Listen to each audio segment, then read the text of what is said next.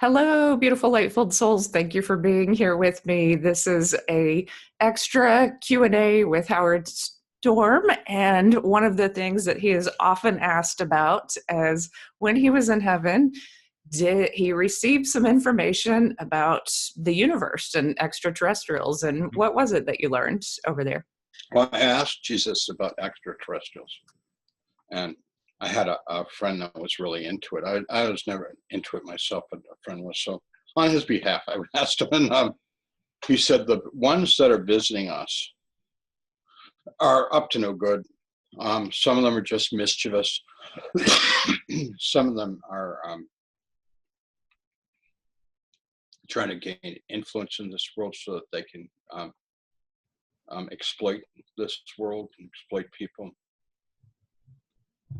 And we had talked about alien life in the universe, and he said the world was full of life, full of intelligent beings, and some of them were really very, very beautiful, wonderful places.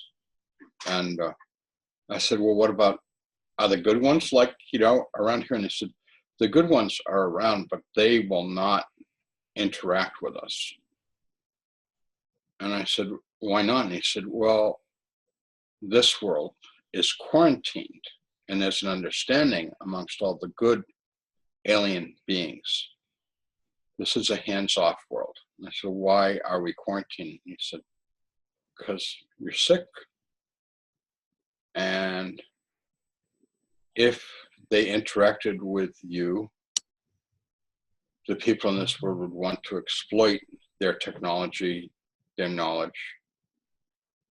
They're so far advanced from us that it's crazy how much more they know and they can do.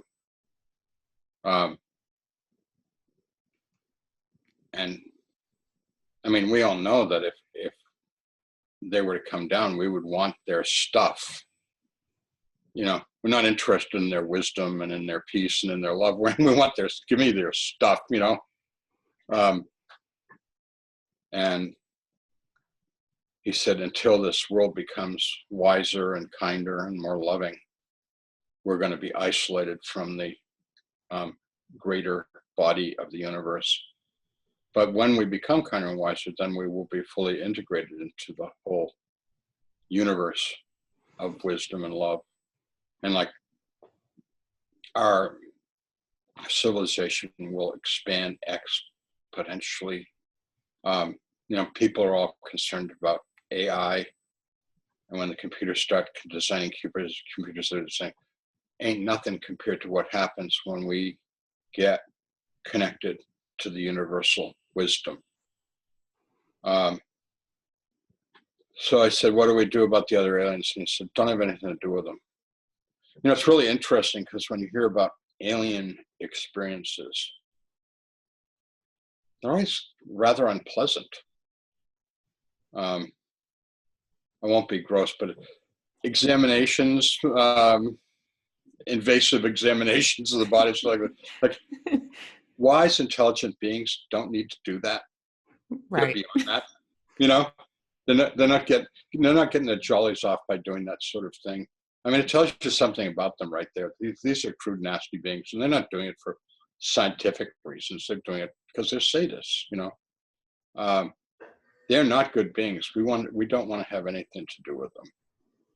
One good place to invoke the angels. If you ever feel like something's getting a little too weird, get your angels working for you. Yeah, I always tell people there's nothing more powerful than the name of Jesus and angels. Yep. Yeah, absolutely. Yeah. That stuff really, really works. Yeah. So people ask me about aliens all the time, and I said, don't have anything to do with them. And I say, why? And I said, because Jesus said so. He knows what he's talking about. Yeah, very interesting. But I'm curious about the peaceful ones that don't interact with us. And are there civilization? I imagine that they can speak through telepathy and there's just like greater peace. And that's how I imagine them. Yeah. And in time, we will be connected to them. The world that he showed me in the future, which was 200 years from 1985, they were already hooked up. Not only were people telepathically connected on this planet, but people were also telepathically connected to the universe. For example, one of the things that I was shown and told about was in the future, people don't travel through space. They They teleport? go, they go other places spiritually. Oh. The bod stays here, not dead. It stays here, and their spirit goes there. So, like, if you and I were in different galaxies, I could come over and, have lunch with you. And I'd be there in spirit, but not physically. So people just are aware of their spirit at that deeper level. Like I've had out of body experiences, I've Yeah. had, lucid dreams, and it's a skill that I feel like I have to work on. I can get Yeah. out of practice and not be able to do it. And Yeah. so you see that people just know that skill and they're just able to do it very precisely. Yeah, and they can literally travel through time and space like by will, and there's no duration. The whole idea of trying to build a machine that'll protect your body so that you can travel. I mean, even at the speed of light, intergalactic travel is impossible, right? So we come up with things like warp drive and stuff like that, which are pure science fiction, or wormholes, whatever. I mean, the reality is we'll be able to do that stuff spiritually with no effort and no expenditure of any energy whatsoever. I love that. I feel like we're very rudimentary with that ability now. Like, you can be close to someone and understand, quantum entanglement, or, you have a dream where you're in each other's dreams and connect, at that spiritual level. But how amazing. That's kind of Yeah. interesting. So you get a lot of questions about end of the world scenarios, or various Yeah. types of scenarios that could play out. What are your thoughts on those types of questions?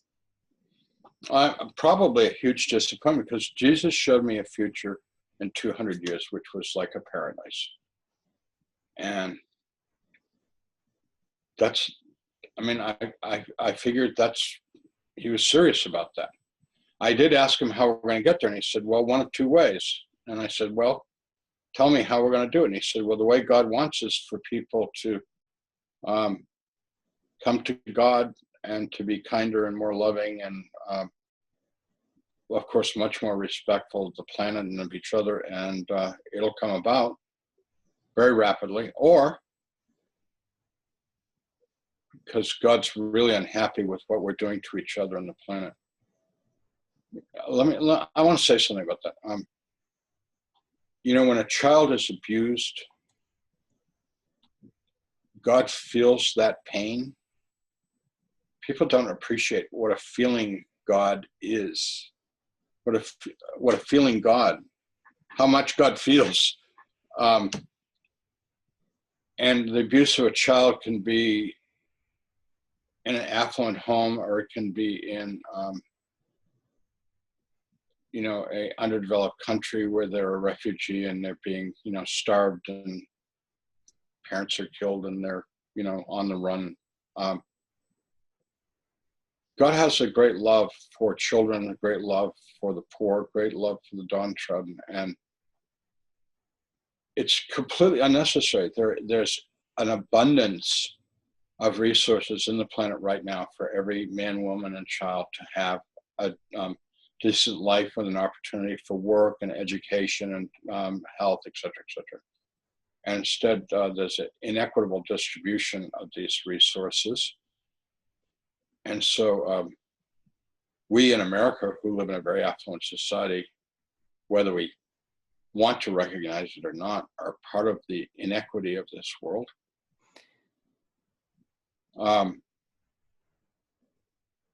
God's unhappy, very unhappy about this.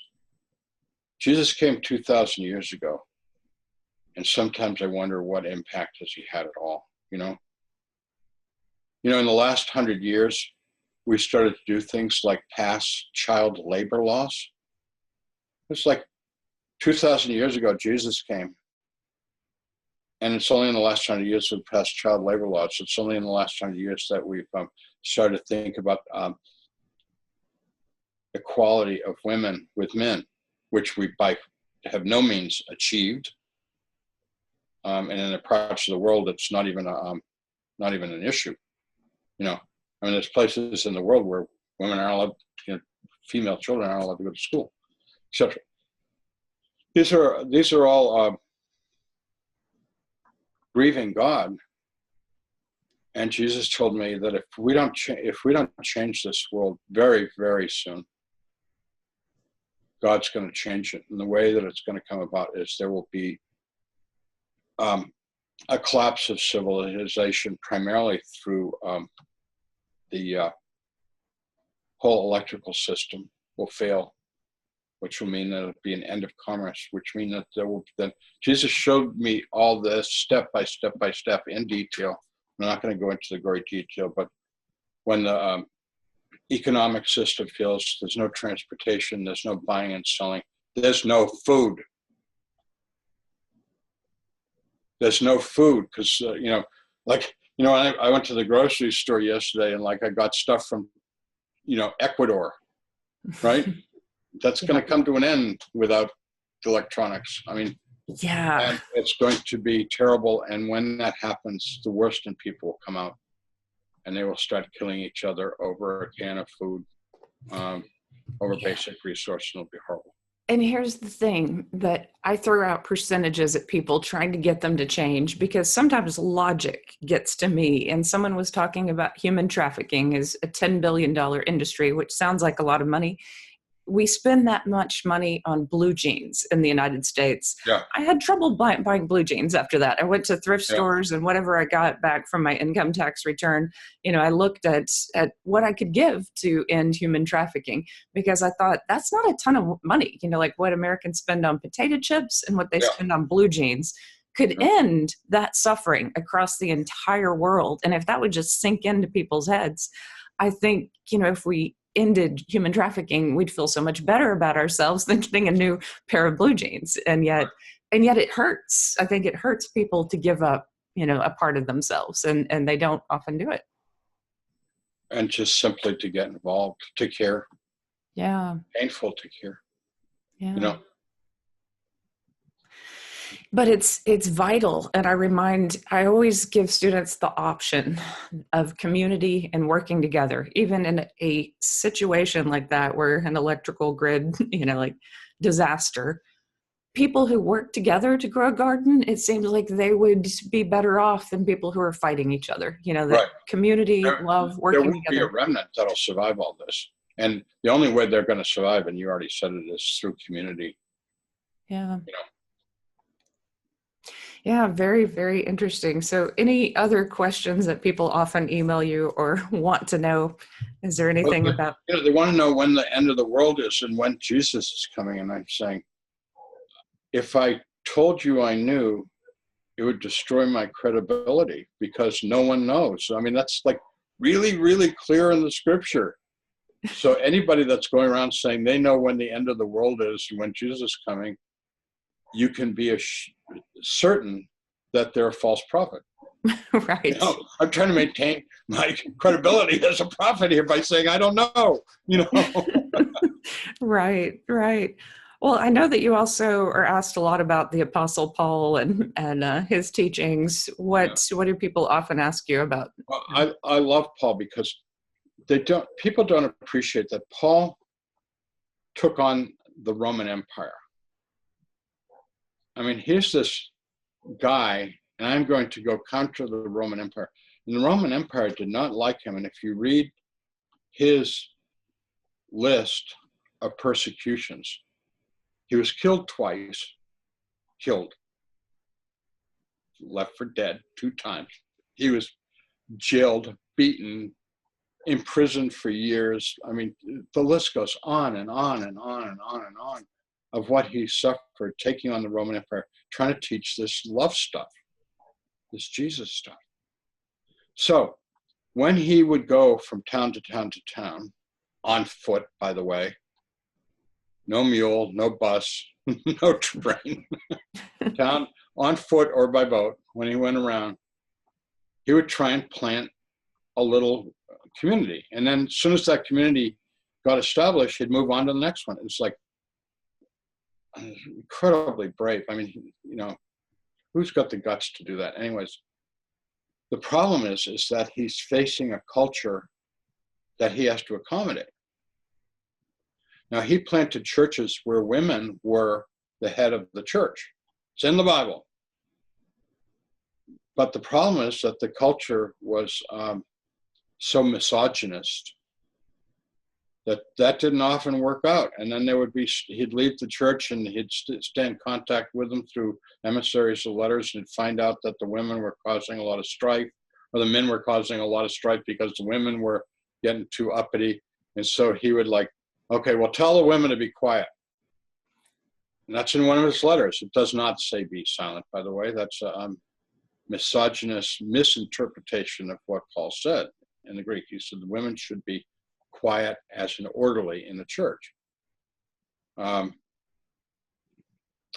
then all of a sudden you get, here it is 2,000 years later, people are saying women shouldn't have a role in the church. And so it's crazy stuff.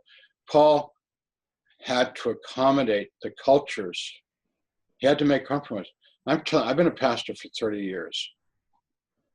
And I'll tell you something that maybe people don't want to hear. And I believe that every pastor would say the same thing. I have not surveyed every pastor in the world, but I hang out with a lot of pastors and I belong to college groups. We all make compromises all the time. We live in the real world with real people. I could go on and on and on, all the way that we compromise, make accommodations to society. I'll give you a real simple little one.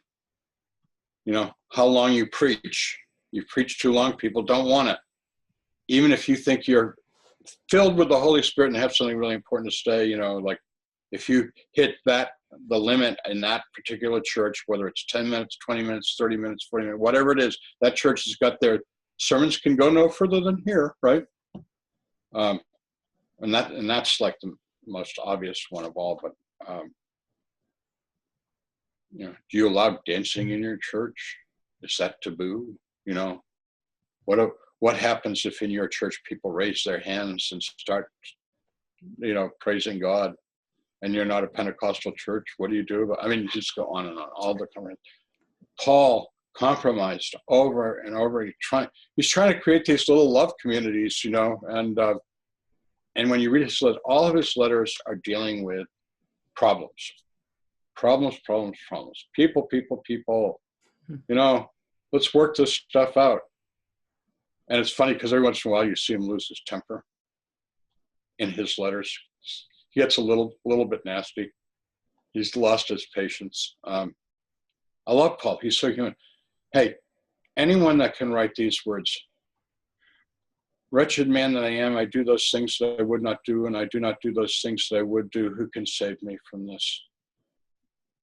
Anybody that can write a line like that, or 1 Corinthians 13, the greatest description of love in all world literature. Yes, agreed. How can you not admire him?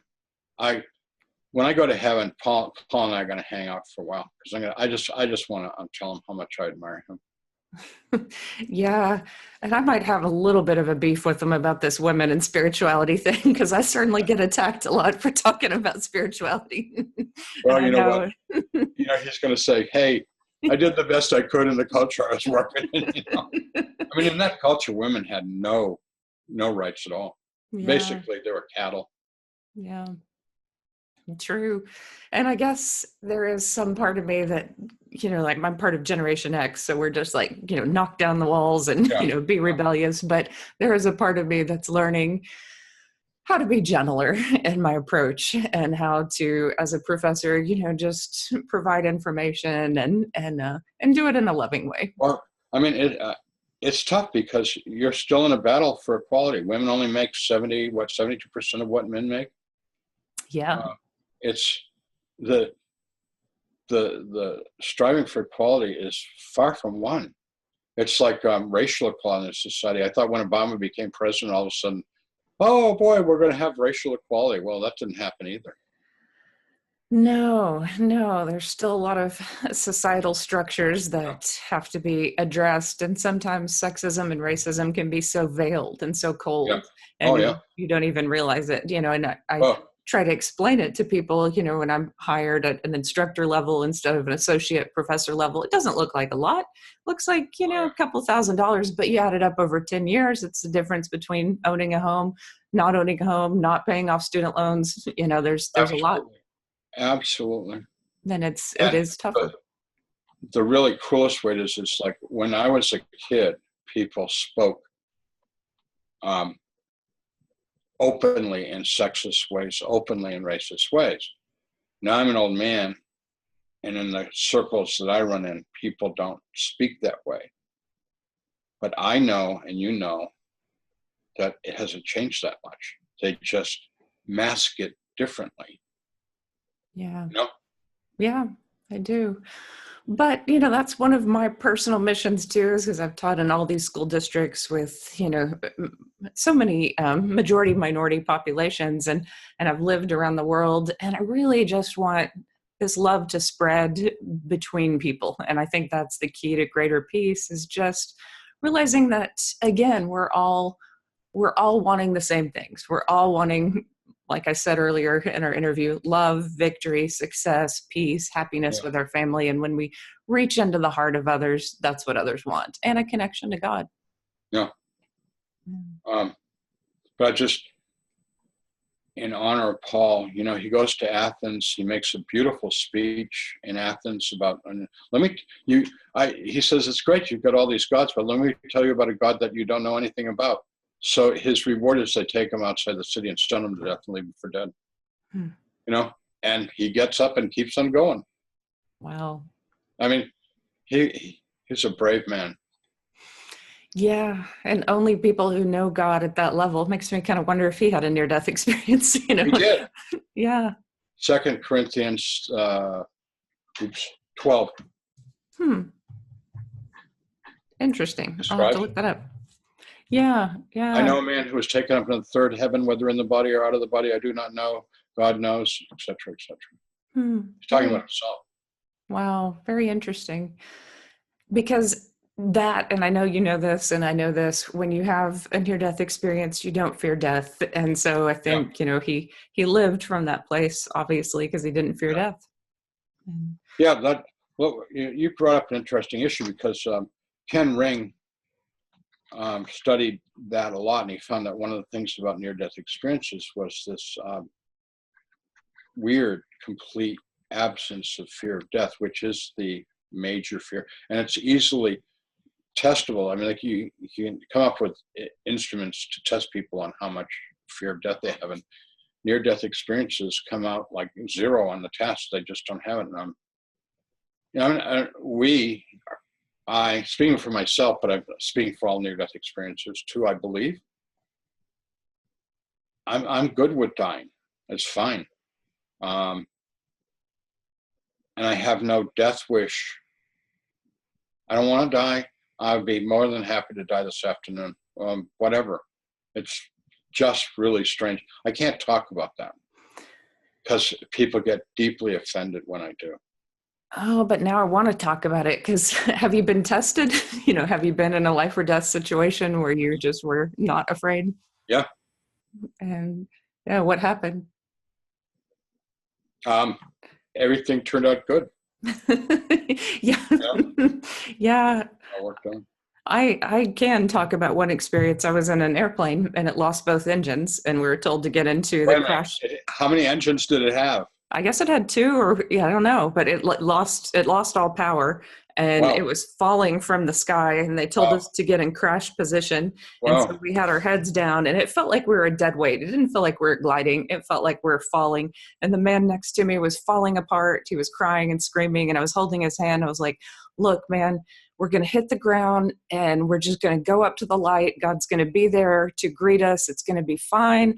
I thought my life was going to be longer than this, but it's okay. If Yeah. this is what's meant to be, this is what's meant to be. We're going to be Yeah. greeted by more love than you can imagine. And he's like, my kids, my kids. I'm like, you'll be loved. You'll be reunited with them later.